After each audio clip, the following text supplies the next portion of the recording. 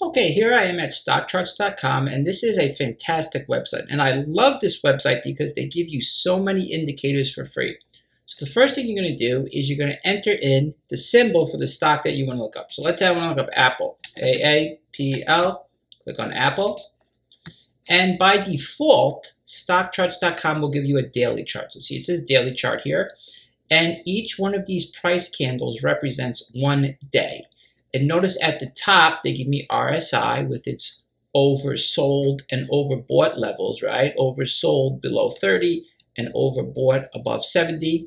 They also give me this blue line, which is the 50-day moving average, and the 200-day moving average, which is the red line.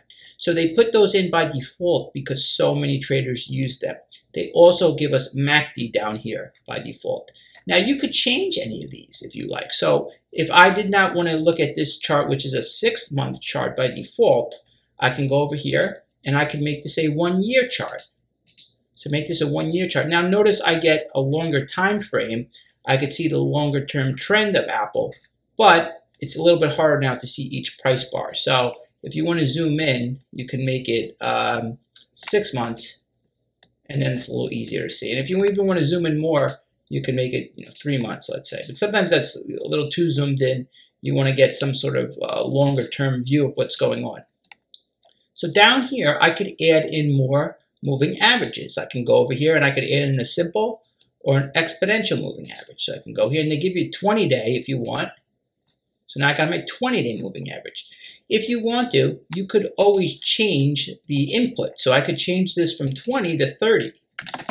Okay, and then you notice now Apple's finding support at the 30-day EMA. So some traders, they like to use different moving averages. Let's say rather than 200, they want to use 100. Okay, so some traders like to use different ones. I like to use the 20-day, the 50-day, and the 200-day because they're so common with traders. But you'll see sometimes stocks will find support at other moving averages as well. And there's different indicators you can use as well. You can use Bollinger Bands over here, and that's a popular indicator. What that does is it measures the volatility of the stock, and there's a 20-day EMA in the center, that dotted line, and then there's volatility bands on the upper side and the lower side. So you'll notice that stocks will often find resistance at the upper band, and sometimes they'll find support at the lower band. It's not something that I use too often, but it's important to note. Down here, you could have a lot of indicators that you could add. So let's first add volume. Okay, so we'll add volume down here. And then you put what type of average volume you want. I'm going to put the 50-day average volume. Now when we look at Apple, notice the red bars are the down days and the gray bars are the up days. So we can see if it's an above average day or a below average day. So here you can see we had a lot of above average volume days, and here we had some below average volume days. Okay, so this red line here tells you the average volume. Here it's 34 million, and today we're seeing 30 million shares traded. So it's a good indication if we're seeing above average volume or below average volume. Now there's other indicators you could use as well. Let's take a look at some of the other ones. If you just want to look at the MACD histogram, you could put that on the top. And now you can see the histogram. Here are the bars. Remember we spoke about this, the valleys and the mountains. So some traders like to use that as an indicator of the momentum.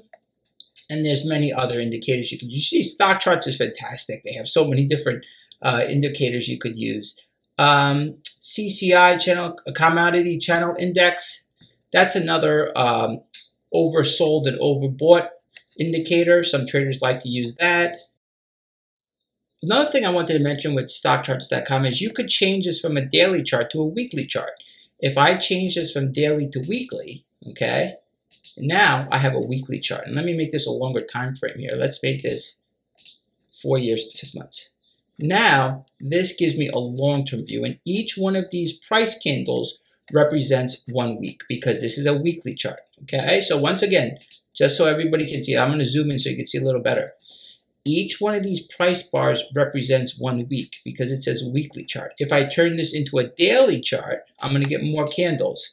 And now each one of these candles represents 1 day. But notice sometimes this gets a little confusing to look at all this data. So what you can do is you could change it to a weekly chart and then it smooths out the data. So that's what I like about stockcharts.com. They give you a lot of things for free. You can use weekly charts and daily charts. You get many different indicators. You could put your moving averages in. Some people, they sign up for StockCharts.com and then they'll let you get even more indicators. With the free version, you can only use 3 moving averages and 3 indicators. But if you sign up for the paid version of StockCharts.com, you could have 5-minute charts, monthly charts. You could have many moving averages, many different indicators. For me, this works well. I don't need more than this, but it's something to be aware of. And notice, just as an aside, notice how Apple here bounces right off that 100-week moving average. It's funny how these things work, how these moving averages come into play and act as support so many times. It's just fantastic to look at and use as a trading tool. Okay, so that was our introduction to StockCharts.com.